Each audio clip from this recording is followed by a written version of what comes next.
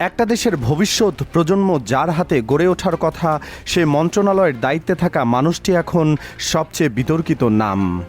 ঘটনাটা মনে করুন, দেশে এখন চলছে একটা বড় প্রাকৃতিক দুর্যোগ। মানুষ আতঙ্কে, জীবন বিপন্ন, রাস্তাঘাট তলিয়ে যাচ্ছে।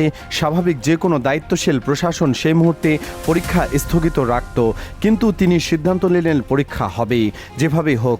ছাত্রছাত্রীরা জলের মধ্যে হেঁটে পরীক্ষা কেন্দ্রে গেছে, অভিভাবকরা সন্তানদের নিরাপত্তা নিয়ে আতঙ্কে দিন কাটিয়েছে, আর তারপর গণমাধ্যমের সামনে একের পর এক বক্তব্য দিয়েছেন যেগুলো শুনে সরকারের শীর্ষমহল লজ্জায় মাথা নিচু করেছে। এই একটি মন্ত্রণালয়ের কারণে সরকারের পুরো ভাবমূর্তি কালিমালিপ্ত হয়ে গেছে, আর সেই কারণেই তাকে সরিয়ে দেওয়ার সিদ্ধান্ত এখন শুধু আনুষ্ঠানিক ঘোষণার অপেক্ষায়। কিন্তু গল্প এখানে থামছে না, কারণ দ্বিতীয় নামটা আরও বেশি চমকপ্রদ। স্বাস্থ্যমন্ত্রী। একটা দেশের মানুষের জীবন মরণ যে মন্ত্রণালয়ের হাতে, সে মন্ত্রণালয়ের নেতৃত্বে থাকা ব্যক্তি নিজেই হয়ে উঠেছেন সরকারের সবচেয়ে বড় মাথা ব্যথা। দায়িত্ব পাওয়ার পর থেকে তিনি যা করেছেন তার একটা তালিকা করলে দেখবেন প্রশাসনিক কাজের চেয়ে বিতর্কিত মন্তব্যের সংখ্যায় বেশি। একটার পর একটা অপ্রাসঙ্গিক বক্তব্য। একবার এমন একটা মন্তব্য করেছেন যেটা শুনে একটি স্বনামধন্য প্রতিষ্ঠান প্রকাশ্যে তীব্র প্রতিবাদ জানিয়েছে। একজন মন্ত্রীর বক্তব্যের বিরুদ্ধে একটি প্রতিষ্ঠান প্রতিবাদ করছে, এটা কতটা স্বাভাবিক একবার ভাবুন। কিন্তু তার বিদায়ের ঘণ্টা চূড়ান্তভাবে বেজে উঠল অন্য একটি ঘটনায়, আর সেই ঘটনাটা যারা দেখেছেন তারা আজও ভুলতে পারেন না। ঢাকা মেডিকেল কলেজের একটি প্রকাশ্য অনুষ্ঠান, মঞ্চে উপস্থিত স্বয়ং প্রধানমন্ত্রী, পাশে দাঁড়িয়ে স্বাস্থ্যমন্ত্রী কথা বলছেন, কিন্তু তিনি এতটাই বিষয়ের বাইরে চলে গেছেন যে একটা অবিশ্বাস্য মুহূর্ত তৈরি হলো। প্রধানমন্ত্রী নিজেই মাইকে এসে তাকে মূল বিষয়ে ফিরে আসতে বললেন।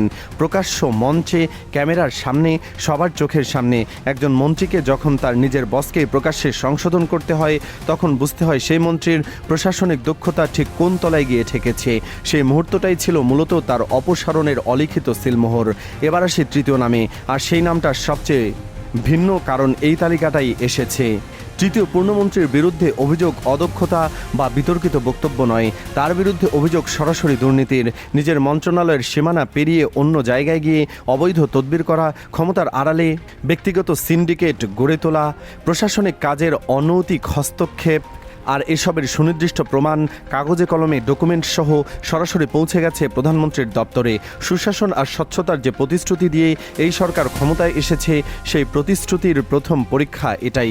এই মন্ত্রীকে বাদ দেওয়ার মাধ্যমে সরকারের আসলে পুরো প্রশাসনকে একটা বার্তা দিতে চাইছে, দুর্নীতি করলে পদমর্যাদার রক্ষা কবচ হবে না, কেউ ধরাছোঁয়ার বাইরে নয়। কিন্তু পূর্ণমন্ত্রীদের গল্প এখানেই শেষ হলেও প্রতিমন্ত্রীদের অধ্যায়টা আরও বেশি নাটকীয়। পানি সম্পদ প্রতিমন্ত্রীর ঘটনাটা এই মন্ত্রিসভার সবচেয়ে বড় কেলেঙ্কারিগুলোর একটি। সামাজিক যোগাযোগ মাধ্যমে একটি ভিডিও ছড়িয়ে পড়ল, অত্যন্ত আপত্তিকর। পুরো রাষ্ট্রযন্ত্র নড়ে উঠল। পরিস্থিতি সামলাতে তিনি একটা কৌশল অবলম্বন করলেন, দাবি করলেন ভিডিওটা ভুয়া, কৃত্রিম বুদ্ধিমত্তা দিয়ে তৈরি, এআই জেনারেটেড। আধুনিক যুগে এটা একটা চালাক অজুহাত, কারণ মানুষ এখন জানে ডিপফেক প্রযুক্তি দিয়ে যে কোনো মানুষের নকল ভিডিও বানানো সম্ভব। কিন্তু সত্য চাপা থাকার জিনিস নয়। স্বাধীন ফ্যাক্ট চেকিং প্ল্যাটফর্ম সে ভিডিওর প্রতিটি পিক্সেল, প্রতিটি ফ্রেম বিশ্লেষণ করল। এর ফলাফল ভিডিও কোনোভাবে কৃত্রিম বুদ্ধিমত্তায় তৈরি নয়, সম্পূর্ণ আসল, সন্দেহাতীতভাবে প্রমাণিত। মিথ্যা দাবির উপর দাঁড়িয়ে তিনি যে ঢালটা তৈরি করেছিলেন, আর তারপর তাকে মন্ত্রিসভায় রাখার আর কোনো যৌক্তিক কারণ অবশিষ্ট রইল না। ব্যক্তিগত নৈতিকতার এতটা নিচে নেমে গিয়ে কোনো মানুষ কি জনগণের সেবক হিসেবে দায়িত্ব পালন করতে পারেন? উত্তরটা আপনিই দেন। আর পঞ্চম নামটা, সেটা আরও ভিন্ন একটা গল্প বলে। ডাক বিভাগের প্রতিমন্ত্রী, তার মূল পরিচয় তিনি একজন প্রাক্তন অত্যন্ত প্রভাবশালী মন্ত্রীর সন্তান। পারিবারিক রাজনৈতিক পরিচয়ের জোরে তিনি একটা অদম্য আত্মবিশ্বাস অর্জন করেছিলেন, যেটা ক্রমে ক্রমে ঔদ্ধত্যে রূপ নিয়েছে। কিন্তু তার পতনের কারণটা আরও গুরুতর। একটি অত্যন্ত সংবেদনশীল মামলায়, যেখানে গ্রেপ্তারি পরোয়ানা জারি করা হয়েছিল, সেখানে তিনি সরাসরি আইনশৃঙ্খলা রক্ষাকারী বাহিনীর ওপর বেআইনি প্রভাব খাটানোর চেষ্টা করেছেন। আইনি প্রক্রিয়ায় নগ্ন হস্তক্ষেপ, এটা শুধু একজন মন্ত্রীর ব্যক্তিগত অপরাধ নয়, এটা আইনের শাসনের প্রতি সরাসরি চ্যালেঞ্জ। আর সেই চ্যালেঞ্জ মেনে নেওয়ার ইচ্ছা সরকারের নেই। এতক্ষণ শুনলেন কারা যাচ্ছেন, এবার জানুন কারা আসছেন, কারণ এই অংশটাও কম চমকপ্রদ নয়। শিক্ষা মন্ত্রণালয়ের দায়িত্ব পাওয়ার পর শোনা যাচ্ছে প্রধানমন্ত্রীর কার্যালয়ের অত্যন্ত ঘনিষ্ঠ একজন উপদেষ্টার নাম মাহাদি আমিন। তার পরিচ্ছন্ন ভাবমূর্তি, প্রধানমন্ত্রী দপ্তরের সাথে সরাসরি কাজের অভিজ্ঞতা, এসবই তাকে এই ধ্বংসস্তূপের মতো অবস্থা থেকে শিক্ষা খাতকে টেনে তোলার জন্য সবচেয়ে উপযুক্ত ব্যক্তি করে তুলছে।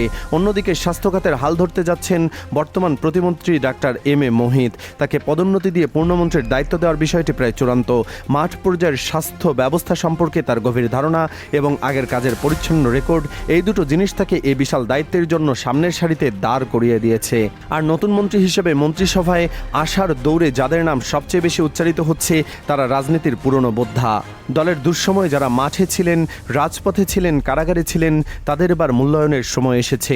গয়েশ্বর চন্দ্র রায়, শেখ ফরিদ আহমেদ মানিক, ABM মোশাররফ হোসেন, আব্দুস সালাম আজাদ, এই নামগুলো রাজনৈতিক অঙ্গনে সুপরিচিত।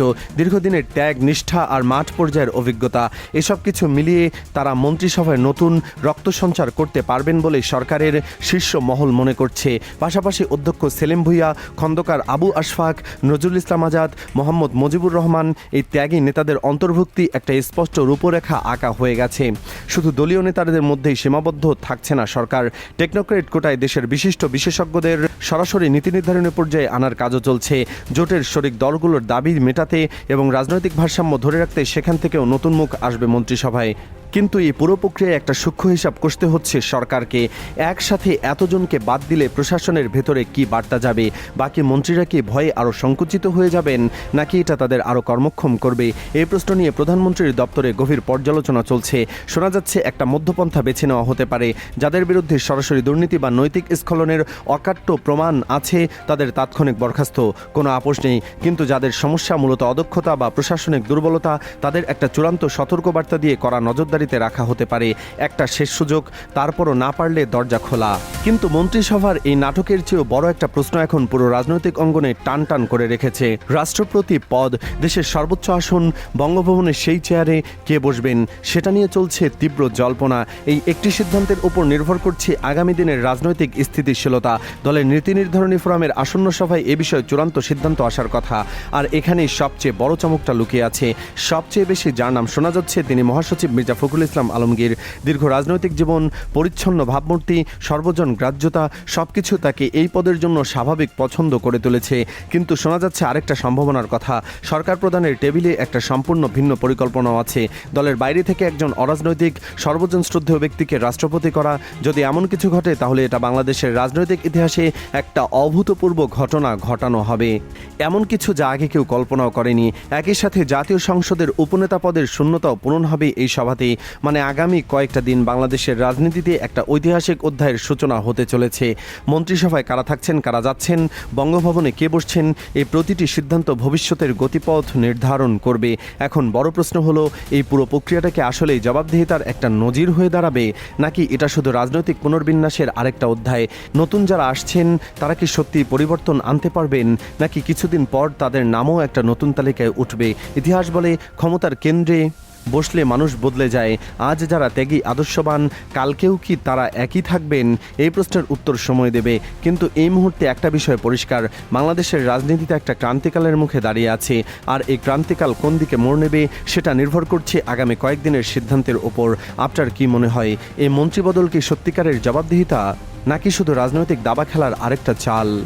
আর রাষ্ট্রপতি পদে কে আসা উচিত, দলীয় নেতা নাকি অরাজনৈতিক ব্যক্তিত্ব? কমেন্টে জানান আপনার মতামত। কারণ এই সিদ্ধান্তগুলো শুধু রাজনীতিবিদদের নয়, প্রতিটি নাগরিকের ভবিষ্যৎকে প্রভাবিত করবে।